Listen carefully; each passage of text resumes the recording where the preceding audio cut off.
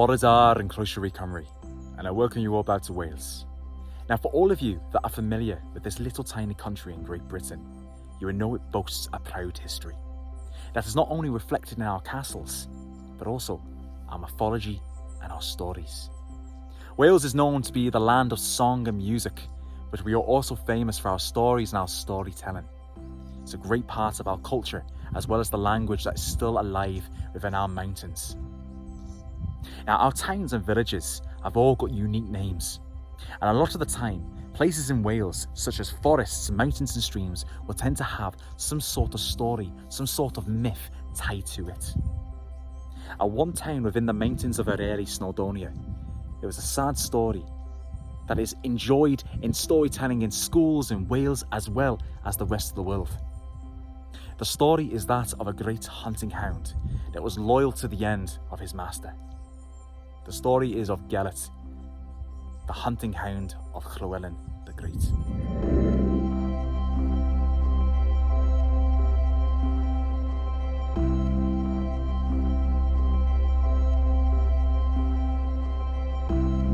Now, like many stories that I tell to yourselves, they are very much embellished by my own and many before me. Now, for many of you historian buffs, you know that Llywelyn the Great is a true historical character that was responsible for many of the native castles that are built within North Wales. But within the story, Llywelyn the Great was known to have a great hunting hound that followed him everywhere. At the time, Llywelyn the Great was trying to establish himself as the principal ruler within Wales. Because many of you that know your history, Wales has very much struggled against its eastern suppressor.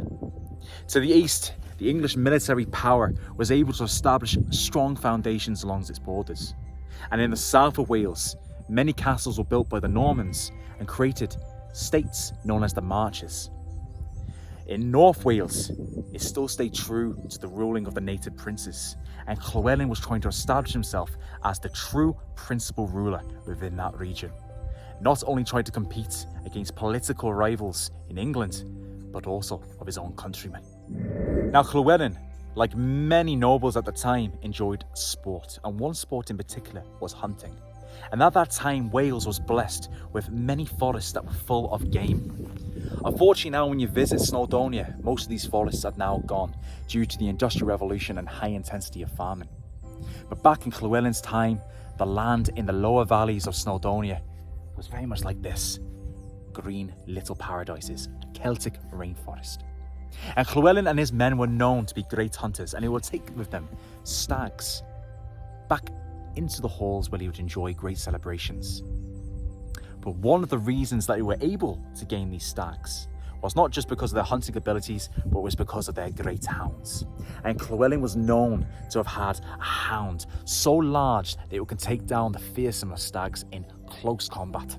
This dog was named Gelert and was known throughout the whole of Wales and even beyond as being a gigantic animal that was essentially the shadow of Llywelyn himself. Now, over the years, the land of where Llywelyn was ruling was experiencing plague.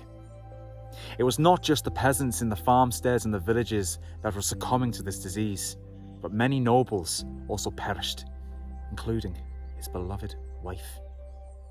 After her passing, Llywelyn went into a Great Depression.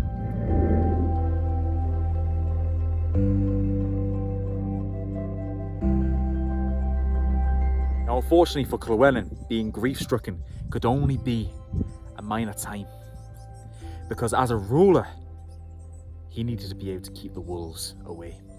And when I mean wolves, I do not mean the great beasts that surrounded him in the forests, but other rulers that wanted to take his place in his own native kingdom, and the kings that lay across the border to the east. Llywelyn's grief did last, but the one saving grace that he had was a wee son that his wife gave birth to a couple of months before her death. He made sure his son was protected at all costs.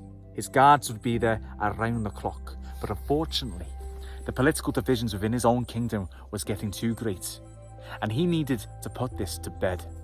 So all men that he had, all fighting men, needed to muster to bring down to the south parts of Wales to meet those who would rival him. He wanted to show a great force of strength and to give all those that doubted him something to think again. So taking the majority of his men, he left his son very much vulnerable to other people that would cause him grief. But Llywelyn thought that he would leave his loyal hound. Every man within Gwynedd feared this hound. So Llywelyn thought this dog would be the best protector to guard and watch over his little son. And for the many weeks that had passed, Gelert watched over his son. Whenever the nurses would take him out into the courtyards to get a bit of sun, Gelert followed. Wherever the sun ate in his chambers, Gelert remained. Gelert essentially became the shadow of this young prince. And all those that attended to the young prince was being watched with keen eyes from Llywelyn's loyal servant.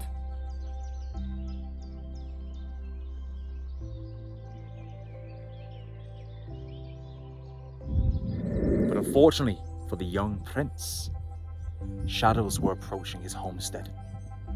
Within Snowdonia and its forests, there were many beasts to fear, no more so than Brannadir, the black hound, the black wolf. This wolf was said to have had many scars across his face from travellers that have fought desperately to fend him off, but to no avail. This wolf was known to have lurked around small farmsteads high up in the mountains and prey on smaller children. This wolf was known throughout Snowdonia, but no hunter was able to gain its hide to put on its great halls. Now, unfortunately for the young prince, this great wolf gained a scent of his own. The wolf became obsessed, wanting to get closer and closer and closer to Llywelyn's young prince. And due to the lack of security around Llywelyn's fortifications, the wolf managed to sleep past them, got into the great hall, and followed the scent into the young prince's chamber. The wolf entered and heard the young prince sleeping soundly next to a roaring fire, trying to keep away the winter's chill off his skin. As the wolf opened his mouth, you could probably smell the rotting flesh of its last prey. And before the teeth sank into the young prince, Gelert stormed into the chamber and fought him off. A great fierce roar between these two animals, and he engaged in fierce fighting. And before the next thing could happen, the horns were blowing. Llywelyn's arrival was imminent. When Llywelyn entered the courtyard, he could hear two great beasts fighting in his son's chamber. Llywelyn drew his sword and with his men stormed into the chamber, and where he saw nothing but destruction. Llywelyn's heart was in his mouth as he saw his baby's cot drawn over next to the fire. And what distressed him further was the amount of blood that was smeared over the floor of this castle chamber. All he could see was Gelert standing there, loyal to his master, but with blood surrounding his mouth. Now, I do not know why the following events occurred. It might have been because Llywelyn was road tired, sick of political arguments, already stressed with the amount of persecution going against him and his title as Prince of Wales. But without thinking, he drew his sword into Gelert's mouth and slain his loyal friend, thinking that Gelert went mad and devoured his son. But as soon as the sword drew out of Gelert's body, he could hear a baby cry. Behind the great curtains of his window was the baby, safe and sound, with not even a scratch. And then his men alerted him, because just outside, Brannadir, lurking and dying with great bite marks into his neck. Llywelyn is no stranger to suffering, no stranger to grief, but the slaying of his loyal companion in a world where he has very little really brought him to his knees. It is said that the Llywelyn ordered a month of mourning, which is unusual for any master to feel for his hound. Within Beth Gelert itself, it is said you can still visit the grave of this great animal. Llywelyn gave them a great burial worthy of the ancient kings of old. And throughout the rest of his time ruling Wales, he was able to bring some sort of peace and security to his people and keep the wolves away from rival families as well as the kings of England.